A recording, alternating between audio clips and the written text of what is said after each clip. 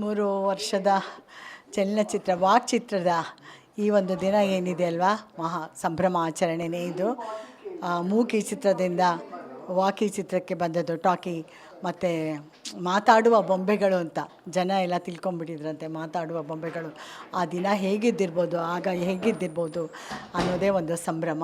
So ಈಗ 93 ವರ್ಷದಲ್ಲಿ ಚಿತ್ರರಂಗ, ನಮ್ಮ ಕನ್ನಡ ಚಿತ್ರರಂಗ ಎಷ್ಟು ಸಾಧನೆಗಳನ್ನು ಮಾಡಿದೆ. ಇಂಥ ನಟರು ಇಲ್ಲಿ ಬಂದು ಹೋಗಿದ್ದಾರೆ.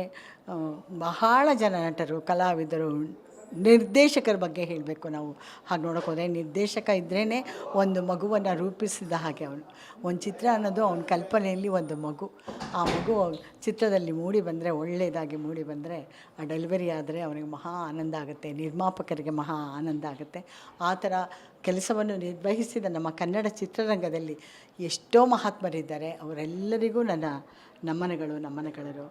ಈಗ ನಮ್ಮ ಕನ್ನಡ ಚಲನಚಿತ್ರ ಸ್ವಲ್ಪ ಡೋಲಾಯಮಾನ ಸ್ಥಿತಿಯಲ್ಲಿದೆ. ಯಾಕಂದರೆ ಒಂದು ನಮ್ಮದೇ ತಪ್ಪು ಅಂತ ಅನಿಸುತ್ತೆ. ಒಂದು ವಾರಕ್ಕೆ 12 ಚಿತ್ರ ಆದರೆ ಜನರು ಈಗಿನ ಒಂದು ಬ್ಯುಸಿ ಶೆಡ್ಯೂಲಲ್ಲಿ ಅವರು ಥಿಯೇಟ್ರಿಗೆ ಬಂದು ನೋಡೋಕ್ಕೆ ಮಾಡೋಕ್ಕೆ ಅಷ್ಟು ಹಣ ಸಂಪಾದನೆ ಮಾಡೋದೇ ಅವರ ಕೆಲಸ ಆಗಿರುತ್ತೆ. ಮಕ್ಕಳನ್ನು ಓದಿಸ್ಬೇಕು, ಸಂಸಾರ ನಡೆಸಬೇಕು ಅಂದಾಗ ಒಂದು ವಾರದಲ್ಲಿ 12 ಚಿತ್ರಗಳು ಅಂದರೆ ಅವನು 12 ಚಿತ್ರನೂ ನೋಡೋಕ್ಕಾಗೋದೇ ಇಲ್ಲ, ಸಾಧ್ಯನೇ ಆಗಲ್ಲ. ಸಂಪಾದನೆ ಮಾಡಿದೆಲ್ಲ ಇದಕ್ಕೆ ಸುರಿಬೇಕಾಗತ್ತೆ. ಸೊ ಅದಕ್ಕೆ ನಾವು ಎತ್ತಿಚ್ಕೊಂಡು ಒಳ್ಳೊಳ್ಳೆ ಚಿತ್ರ, ಯಾವುದೋ ಒಂದು ಕಳಪೆ ಚಿತ್ರ ಕೊಡೋ ಬದಲು ಒಳ್ಳೊಳ್ಳೆ ಚಿತ್ರಗಳನ್ನು ಕೊಡೋದ್ರ ಬಗ್ಗೆ ನಾವು ಗಮನ ಹರಿಸಬೇಕು. ಬಂದಿರೋ ಅಷ್ಟು ಚಿತ್ರಗಳು ಕಳಪೆ ಅಂತ ಏನಿಲ್ಲ. ಬಹಳ ಸೂಕ್ಷ್ಮವಾದಂಥ ಒಂದು ಸಣ್ಣ ಎಳೆ ಇಟ್ಕೊಂಡು ಒಳ್ಳೊಳ್ಳೆ ಚಿತ್ರಗಳನ್ನು ಈಗಿನ ಹುಡುಗರು, ಯುವಕರು ಅವರು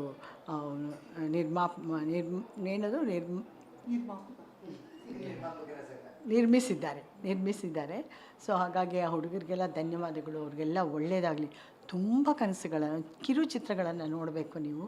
ಎಷ್ಟೆಷ್ಟು ಒಳ್ಳೊಳ್ಳೆ ಕಂಟೆಂಟ್ ಇರುತ್ತೆ ಗೊತ್ತಾ, ಕಣ್ಣಲ್ಲಿ ನೀರು ಬಂದುಬಿಡುತ್ತೆ. 1 ನಿಮಿಷ 2 ನಿಮಿಷ ಚಿತ್ರಗಳಲ್ಲೇ ಆ ಥರ ಮಾಡಿದ್ದಾರೆ. ಈಗ ನಾವು ಚಲನಚಿತ್ರೋತ್ಸವದಲ್ಲಿ ನೋಡಿದ ಚಿತ್ರಗಳಾಗ್ಬೋದು, ಕನ್ನಡ ಚಿತ್ರಗಳ ಹಬ್ಬ ಅಂತ ಅನಿಸುತ್ತೆ. ಆ ಥರ ಚಿತ್ರಗಳನ್ನು ನಿರ್ಮಿಸಿದ್ದಾರೆ. ವಾಸ್ತವತೆ ಏನಿದೆ ಅದನ್ನು ಹಾಗೆ ತೆರೆದಿಟ್ಟಿದ್ದಾರೆ. ಇದು ನೋಡಿದ್ರೆ ಇದು ನಮ್ಮ ವ್ಯವಸ್ಥೆನ ಅನ್ನೋ ಮಟ್ಟಿಗೆ ನಮಗೆ ಅಸಹ್ಯ ಆಗಬೇಕು, ಆ ಥರ ಚಿತ್ರಗಳೆಲ್ಲ ಬಂದಿದೆ. ಮತ್ತು ಅಂಥ ಒಂದು ನಿರ್ದೇಶಕರಿಗೆ, ಹೊಸ ನಿರ್ದೇಶಕರಿಗೆ ಶುಭವಾಗಲಿ, ಅವರ ಭವಿಷ್ಯ ಚೆನ್ನಾಗಿರಲಿ ಅಂತ ನಾನು ದೇವರಲ್ಲಿ ಪ್ರಾರ್ಥಿಸ್ತೀನಿ. ನಮ್ಮ ಕನ್ನಡ ಚಿತ್ರರಂಗ ಯಾವುದರಲ್ಲೂ ಕಡಿಮೆ ಇಲ್ಲ. ಎಲ್ಲರೂ ನಮ್ಮ ಕನ್ನಡ ಚಿತ್ರರಂಗವನ್ನು ನೋಡಿ ನಿಬ್ಬೆರಗಾಗಿ ವಾವ್, ಏನಪ್ಪ ಇವರು ಹೀಗೆಲ್ಲ, ಇಂಥ ಆರ್ಟಿಸ್ಟ್ಗಳಿದ್ದಾರಾ, ಇಂಥ ನಿರ್ಮಾಪಕರಿದ್ದಾರಾ, ಇಂಥ ನಿರ್ದೇಶಕರಿದ್ದಾರಾ ಅನ್ನೋ ಮಟ್ಟಿಗೆ ನಮ್ಮ ಕನ್ನಡ ಚಿತ್ರರಂಗ ಬೆಳೆದಿದೆ. ಯಾವುದೋ ಒಂದು ಕ್ಷುಲ್ಲಕ ಕಾರಣಗಳಿರ್ಬೋದು, ನನಗೆ ಗೊತ್ತಿಲ್ಲ. ಹಿಂದಿ ಬಂದರೆ ಎಲ್ಲ ಜನ ಅದಕ್ಕೆ ತುಂಬ ಎನ್ಕರೇಜ್ ಕೊಡ್ತಾರೆ. ನಮ್ಮ ಕನ್ನಡ ಚಿತ್ರಗಳ ಬಗ್ಗೆ ಸ್ವಲ್ಪ ಅವರ ಒಂದು ಆಸಕ್ತಿ ಕಡಿಮೆ ಆಗಿರೋದಂತೂ ನಿಜ.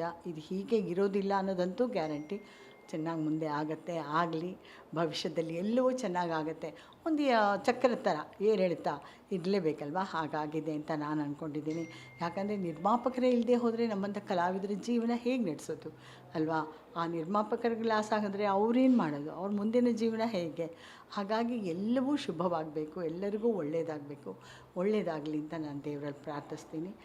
100ನೇ ವರ್ಷಕ್ಕೆ ನೋಡಿ ನಮ್ಮ ಕನ್ನಡ ಚಿತ್ರರಂಗ ಹೇಗೆ ಮುಂದುವರಿದಿರುತ್ತೆ ಅಂತ ನೋಡಿ. ಮತ್ತು ಈಗ